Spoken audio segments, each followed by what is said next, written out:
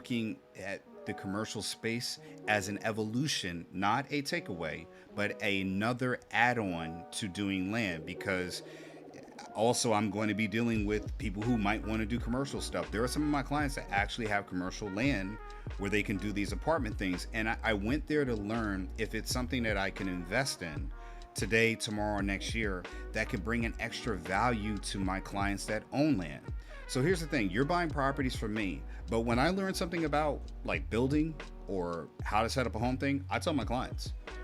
When I have a survey guy, I send it to my clients. I'm not here to just learn this for myself. I'm here to learn these extra things that can help benefit my clients. So if I know how to build up a commercial property to buy more and things like that, as a land guy, I tell my clients. So they get insider information that I don't always put out there. And it's not to keep it a secret, but I'm building their value. I want to add value to them, and they've already bought land from me. They have no interest. I have no interest in talking to them.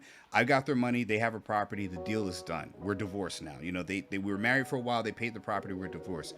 The value of continuously buying from me, continuously building up the properties, is that when I went to this event and saw people looking to make a change in their life, people who were afraid couldn't do it or things like that, I could see everybody's in their pocket situation, but everybody's looking for a different, the same outcome. Everybody wants a better life. All right. And their entry point is way higher than what I have going on. Like $1,000 to get you into a property secured, and you're paying $250 a month to get to the end point. And then we have little ways that we structure it where you can do that in 6 months or less or things like that. We make sure that like you get ownership. All right. One thing that separates me from a lot of businesses like that is that they typically are not the owners. They typically are using other people's money. They may be doing a lot of the investment and can teach you the strategies, but I am the one that has put my money in, my mouth in. I started it as self-made. I worked and studied every day, so that way my business model was not, you know, I'm going to sell you something and give you this vast library of education and this, and this. It was like, hey, look, I'm learning along the way because I want to be a builder one day, but I know right now the land, the county, the assessors, who talk to this, who talks to that, because in order to get all of this built, you got to start with land. So I'm not doing land as a way to just because land is the easiest thing to sell. I'm doing it because for me, long term, I'm 41 now. So when this face is all gray, when my eyebrows are gray, okay, when my nose hairs are gray, my ear hair is gray, I want to be able to push knowledge down to people to tell them, hey, you know, you have a commercial building. They talked about assessor's office. I deal with assessor's office all the time.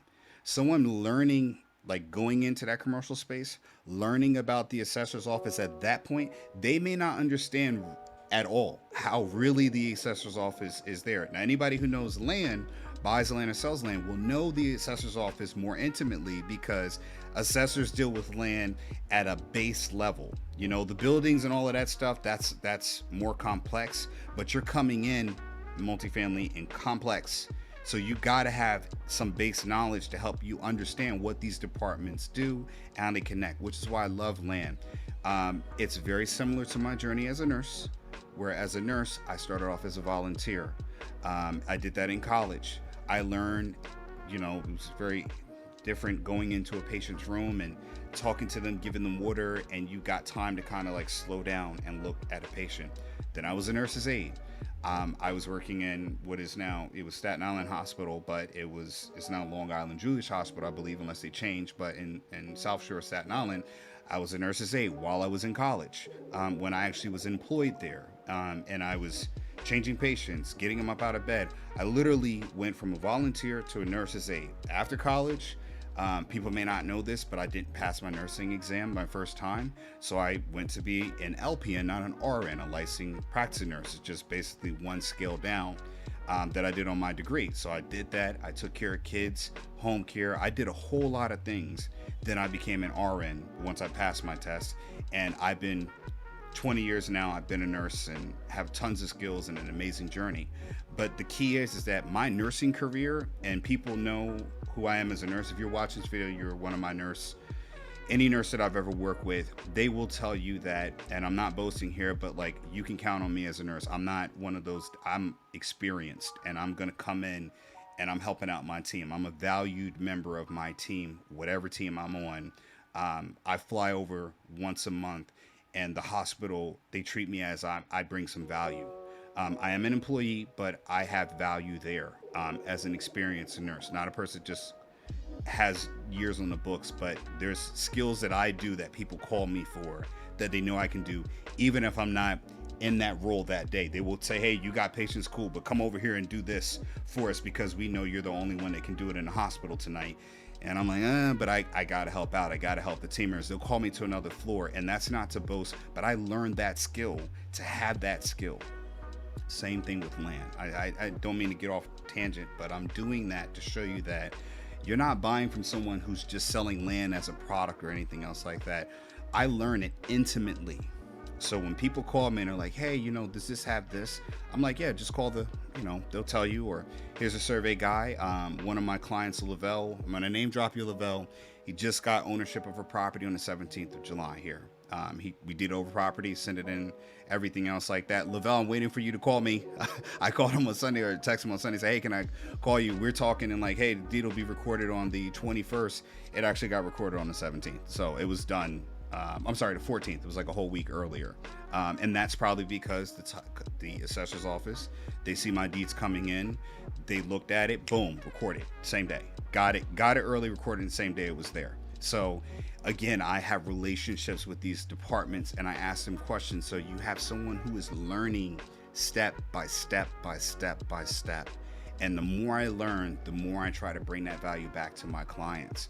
Because once I do that, guess what happens with my clients? They're happy, they've got more value, they're more knowledgeable, they can do more with their land, they can act on their land, and they want more land now. All right. So I'm just saying that to get you to understand that my Ancestry Lands is a generational wealth membership for people who follow me on Facebook, Facebook, my business page, Ancestry Lands LLC, on YouTube, Ancestry Lands. You're going there and seeing properties, but you're seeing other things that I'm doing and showing you as a business model of how connected, how much I'm spreading out to bring back knowledge at the base point, that eventually you'll see Ancestry Lands is starting to do some real properties. Maybe we'll be doing commercial properties if I'm moving into the multifamily area. But the thing is, you're dealing with someone who's giving you value and access along the way for a lifelong journey. And I bring that right back to my clients first. I met Gatina, Quentin, Jeffrey. They're doing trucking, things like that. I met a girl named Mercedes who, she has a trucking business that I sent an application over to my brother-in-law and told him, hey, look, connect with them. I'm not just in it for myself, but I'm meeting people who I can bring value to. All the stories I hear about my clients and people I interact with. All right, here we go. One more time. Phil Davis, we let somebody out. Ancestry Lands. We're here in the Sheridan, New York. We're closing up multifamily. I met Mercedes, Kentnell, Jeffrey Schumann, Jatita, and Quentin. They know about it. Ancestry Lands. Go buy some land. We're trying to move to multifamily. We're trying to build a kingdom, build some wealth, right? We're going to go buy some land on 3. 1, 2, 3. Go buy some land. It's the fact of that I'm constantly in a mood I'm listening to people, connecting with them, and I'm trying to bring them value. Now, Terrence is a trucker. They're short a trucker. I brought that company value, and I'm not charging them anything for connecting them. It's literally, I'm here to help. So my clients, the people who are watching this, go subscribe, share it, tell someone else to subscribe. I need your help building this up because I need a movement behind me. If I'm a surfer, I need a massive swell to bring me into the shore. What I'm doing is swimming far out into the ocean. The further I swim, the more fish or diversity I bring back to the knowledge of the people who are on my island called Ancestry Land. See this right here? This is an island right here. We're going to pretend this is an island. And on this island is everybody who knows about Philip Davis and Ancestry Lands. We want to build this up so there's massive people. I want to swim out as far as I can into the ocean. And what I need is a following that's going to create a swell wave to push me into the shore. Once I get all the fish and food and resources for everybody on that island, all right. What I want them to do is create a wave of people who are following, who are looking at and saying, I want to be a part of that. And what they do with that wave is I get on my little surfboard boat with all my resources and I ride that wave all the way back into land. So far I can go out pretty good distance, but I can't get out far enough, right? I can see dolphins passing by us, but I need to get into the part where the whales are. And I need your help. I need people who are seeing this to like the videos, go back, watch our videos, like them, comment on them, talk about it, talk about land, talk about what you know about land, anything like that to help out, and understand that this isn't about me. This business is about my kids learning more than just go to school, get a degree, which I think is great. I want my kids to have a degree, but I want them to have a skill for themselves. Buying land, you learn skills that are associated with owning land. So you are able to teach things that to your kids that they're not going to teach at school. Like how to manage land, how to call an assessor's office, how to talk to the building and planning, what's allowed on lots. So you're bringing education to them every single day. There's a reason why you can Google the news and see Bill Gates is buying up thousands and thousands of acres. Did he buy up millions of homes? No, he's buying thousands of acres. I'm not going to say this all day, but you got to understand that he is buying thousands and thousands of acres. 1% of total land in America owned by him, right? Or I think that percent's like, one or a little bit plus or minus. But again, that is an indicator of what's going on. He's not buying tons of homes. He's buying more land, dirt, ground, because it doesn't matter who owns all of this. There's places where there's building that needs to get built.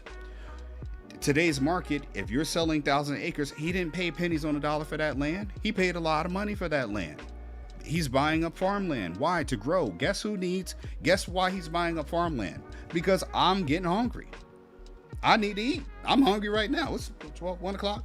I need to eat. You probably hungry too, or you have eaten. Well, where's that food coming from? Think about it. There's a message there. Go to ancestrylands.com. Ancestry Lands on YouTube, Facebook, Twitter. I'm everywhere. Ancestry Lands. Name in the back, baby. Ancestry Lands. One generation to the next. Phil Davis signing off. Remember, knowledge is power. Ownership leads to power.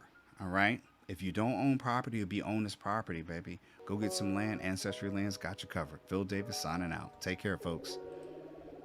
Don't forget to like, share, and subscribe.